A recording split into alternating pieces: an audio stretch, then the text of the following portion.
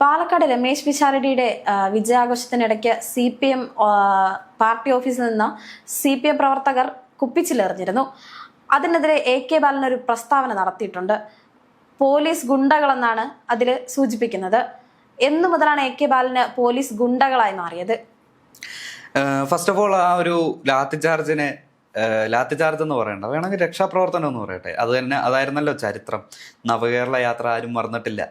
നവകേരള യാത്രയിൽ യൂത്ത് കോൺഗ്രസ് പ്രവർത്തകരെ ആണെന്നോ പെണ്ണെന്നോ നോക്കാതെ കോളറിനെ കുത്തിപ്പിടിച്ച് റോട്ടിൽ നടുവിലേക്ക് വലിച്ചെറിഞ്ഞതും പോലീസിന്റെ ലാത്തി ഉപയോഗിച്ച് തലയടിച്ച് പൊളിച്ചതും കേരളം ഇതുവരെയായിട്ടും മറന്നിട്ടില്ല.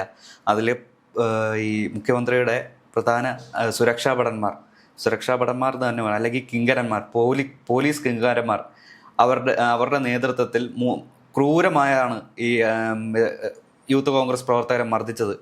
അതിലൊരാൾ ഇന്ന് ആലപ്പുഴയിലെ നിയുക്ത MLA ആയ AD തോമസ് ആണ്.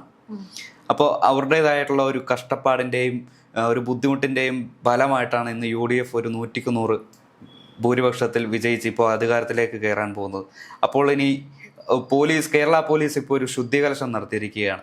പിണറായി പോലീസ്, അല്ലെങ്കിൽ പിണറായി ഗുണ്ടകൾ എന്ന പേരിൽ അറിയപ്പെടുന്ന സേന ഇനി മുതൽ കേരള പോലീസ് എന്നറിയപ്പെടും. മൃദുഭാവേ ദൃഢകൃത്യ എന്ന ആ ഒരു ആലേപനം, ആ ഒരു തലക്കെട്ട് ഇനി ഒരു 5 വർഷത്തേക്ക് കേരള പോലീസിന്റെ ആപ്തവാക്യമാകും.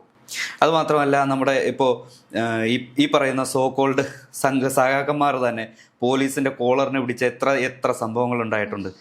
നമ്മുടെ വീണ ജോർജിന്റെ ഒരു പ്രശ്നത്തിൽ, കണ്ണൂരിലുണ്ടായ ഒരു യൂത്ത് കോൺഗ്രസ് പ്രശ്നത്തിൽ കേരളം മുഴുവൻ വൻ കലാപമാണ് അഴിച്ചുവിട്ടത്. അന്ന് സമൻസ് കൊടുക്കാൻ വേണ്ടി പോയ പോലീസ് ഉദ്യോഗസ്ഥരെ വഴിയിൽ തടഞ്ഞു നിർത്തി അവരുടെ അമ്മയ്ക്കും അച്ഛനും കുടുംബത്തിനും അടക്കം പറഞ്ഞ DYFI SFI പ്രവർത്തകർ അന്ന് അവർ പോലീസ് തന്നെയായിരുന്നു. ഇപ്പോൾ അവർ കാക്കിയിട്ട പോലീസായി. ഒരു രാത്രി ഇരുട്ടി വെളുത്തപ്പോൾ കേരള പോലീസ് അവർക്ക് ഗുണ്ടകളായി. അതുവരെ അവർക്ക് തോളിൽ കൈയിട്ട് നടക്കാനും ചിരിക്കാനുമുള്ള ഒരു സുഹൃത്തുക്കളെ പോലെ, അല്ലെങ്കിൽ ഒരു അടിമകളെ പോലെ, ഒരു തരം താഴ്ത്തിയ രീതിയിലായിരുന്നു ഈ കേരള പോലീസിന്റെ അല്ലെങ്കിൽ കേരള പോലീസ് സേനയെ അവർ കണ്ടിരുന്നത്. ഇപ്പോൾ ആ ഒരു കേരള പോലീസ് തനിനിറം കാട്ടിയപ്പോൾ, അല്ലെങ്കിൽ അവർ മുഖം നോക്കാതെ നടപടി എടുത്ത് തുടങ്ങിയപ്പോഴാണ് CPM പ്രവർത്തകർക്ക് പൊള്ളിയത്. അതുകൊണ്ടാണ് AK ബാലൻ പറഞ്ഞത്, പോലീസ് വിളയാട്ടവും ഗുണ്ടായുസവുമായി ഇങ്ങോട്ട് വരാൻ നോക്കണ്ട, അതിന് പറ്റിയ ഇടമല്ല ഇത് എന്ന് AK ബാലന് പറയേണ്ടി വന്നത്. ഇതേ AK ബാലൻ തന്നെ ഈ പോലീസ് ഗുണ്ടകളെ കുറിച്ച്, പോലീസിലെ ഈ ഗുണ്ടായുസത്തെക്കുറിച്ച് ഒരുപാട് പുകഴ്ത്തി പറഞ്ഞിട്ടുണ്ട്.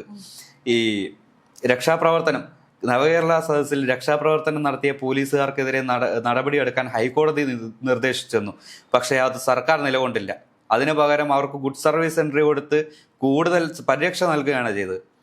അവർ ഇന്ന് സ്റ്റേഷൻ ഡ്യൂട്ടിയും മറ്റ് ലോ ആൻഡ് ഓർഡറുമായി കഴിയുകയാണ്. കഴിവുണ്ടായിരുന്ന ഒരുപാട് പോലീസ് ഉദ്യോഗസ്ഥരെ അവർ തരം താഴ്ത്തുകയും അല്ലെങ്കിൽ ദൂര സ്ഥലങ്ങളിലൊക്കെ തളച്ചെടുക്കപ്പെടുകയും ചെയ്തു.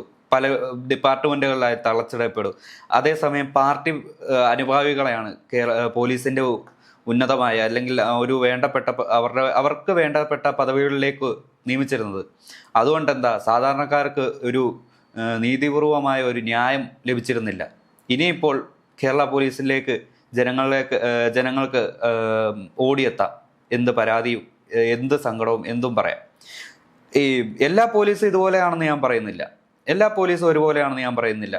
കേരള പോലീസ് സ്റ്റേഷനിൽ ന്യായം കിട്ടേണ്ട സ്ഥലത്ത് അത് ചെയ്യേണ്ടവർ ചെയ്തിട്ടുണ്ട്.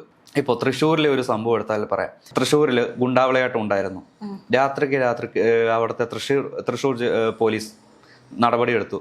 കയ്യിൽ കിട്ടിയ ഗുണ്ടകളെയൊക്കെ ചവിട്ടി ഒടിച്ച് സ്റ്റേഷനിലിട്ടു. എന്നിട്ട് തൃശ്ശൂർ സിറ്റി പോലീസ് കമ്മീഷണറുടെ ഒരു പരാമർശം ഉണ്ടായിരുന്നു. പോലീസിന്റെ ഡ്യൂട്ടി ചെയ്തു.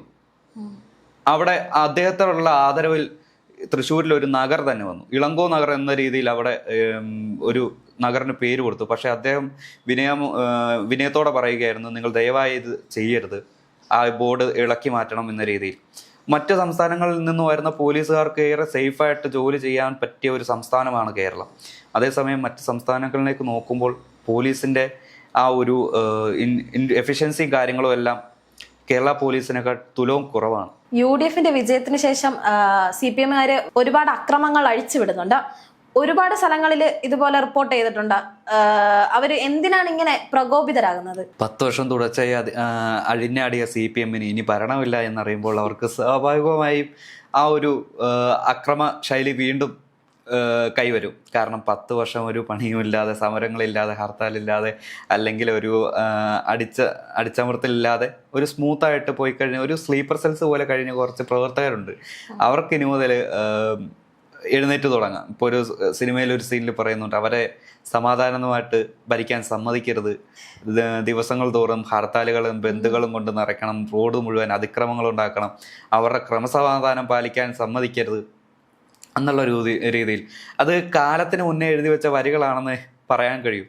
കാരണം എന്നെല്ലാം ഈ CPM ഇടതുപക്ഷത്തിന് അധികാരം നഷ്ടപ്പെട്ടിട്ടുണ്ടോ അന്നെല്ലാം കേരളത്തിൽ അക്രമങ്ങളും സമരങ്ങളും കാര്യങ്ങളും എല്ലാം ഉണ്ടായിട്ടുണ്ട്. അതിൽ ഇപ്പോൾ നമുക്ക് അത്ഭുതപ്പെടേണ്ട ആവശ്യമില്ല. നമ്മുടെ യൂസ്ഡായി എന്നുള്ള ഒരു തോന്നലാണ് ഇത്, നമ്മളത് അംഗീകരിച്ചു കൊടുക്കുന്നത്. പക്ഷേ ഇവർക്കെതിരെ നമ്മൾ തിരിഞ്ഞു തുടങ്ങിയാൽ ഇവരുടെ അതിക്രമങ്ങളും കാര്യങ്ങളും എല്ലാം നമുക്ക് അവസാനിപ്പിക്കാവുന്നേ ഉള്ളൂ. പിന്നെ മറ്റൊരു കാര്യം ഉണ്ടായിരുന്നത്, ഇപ്പോൾ വയനാട് ചൂരൽമലയിൽ ടൗൺഷിപ്പ് നിർമ്മിച്ചു സർക്കാർ. ഇപ്പോൾ അത് സർക്കാർ ഖജനാവിൽ നിന്ന് മുഴുവനായിട്ട് എടുത്തതല്ല. ജനങ്ങളിൽ ഓരോ ആട് വിറ്റതും കുടുക്ക പൊളിച്ചതും അതുപോലെ സ്വന്തം വാഹനം പണയം വെച്ചും മുഖ്യമന്ത്രിയുടെ ദുരിതാശ്വാസ ഫണ്ടിലേക്ക് നൽകിയ പണമാണ്. ഇന്ന് ഞാനൊരു സോഷ്യൽ മീഡിയ ഹാൻഡിൽ നോക്കിയപ്പോൾ നന്ദികെട്ട വർഗം, ഇവനൊക്കെ വേണ്ടിയാണല്ലോ വീട് വെച്ച് കൊടുത്തത്, ഇവനൊക്കെ അങ്ങനെ അനുഭവിക്കേണ്ടതായിരുന്നു എന്ന രീതിയിലുള്ള കമന്റുകളും പോസ്റ്റുകളുമാണ് വരുന്നത്. അപ്പോൾ തന്നെ നമുക്ക് മനസ്സിലാവുന്നില്ലേ ഇവരുടെ മനസ്സിലുള്ള ഒരു വിഷം എത്രത്തോളം ഉണ്ടെന്ന്.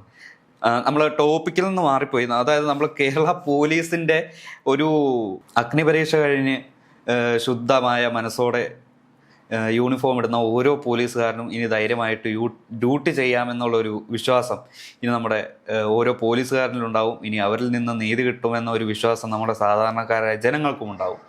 കാരണം മറ്റൊരു കാര്യം കൂടി പറയട്ടെ, കേരള പോലീസിലെ ഇടിയൻ പോലീസ് എന്ന് അറിയപ്പെടുന്ന ഒരുപാട് ഉദ്യോഗസ്ഥരുണ്ട്. അവർക്ക് ഒരു പേരിന് പോലും ഒരു നടപടി നൽകാതെ അവർക്ക് ഒരു ഒതുക്കത്തിൽ സ്ഥാനക്കയറ്റം നൽകിയിട്ടുള്ള ഒരു ചരിത്രമുണ്ട്. ഈ കഴിഞ്ഞ ദിവസമാണ് കൺഫേർഡ് SP സ്ഥാനമായിട്ട് ഇത് കൊടുത്തത്. അതിനെതിരെ ഹൈക്കോടതി വരെ വിമർശിച്ചിരുന്നു. അയാൾക്കെതിരെ നടപടി എടുക്കണമെന്ന് ഹൈക്കോടതി നിർദ്ദേശിച്ചിട്ടും അയാൾക്ക് ഗുഡ് സർവീസ് എൻട്രിയും പ്രൊമോഷനുമാണ് ഈ സർക്കാർ നിർദ്ദേശിച്ചത്. ഇവർക്ക് വേണ്ടി സാധാരണക്കാരെയും കോൺഗ്രസ് പ്രവർത്തകരെയും എല്ലാം തല്ലിച്ചതച്ച പോലീസുകാർക്ക് സർക്കാർ ഗുഡ് സർവീസ് എൻട്രി നൽകിയാണ് ഇപ്പോൾ പടിയിറങ്ങുന്നത്. ഇവർ ഇനി UDF ഭരണത്തിൽ ഇരിക്കെ തന്നെ സാധാരണക്കാർക്ക് തലവേദന ഉണ്ടാകാൻ ചാൻസ് ഉണ്ട്. അതുകൊണ്ട് തന്നെ ഇവർക്കെതിരെ ഒരു നിശിതമായ ഒരു കർശന നടപടി എടുത്തിട്ടായിരിക്കും UDFന്റെ ആദ്യപടി തന്നെ തുടങ്ങുക.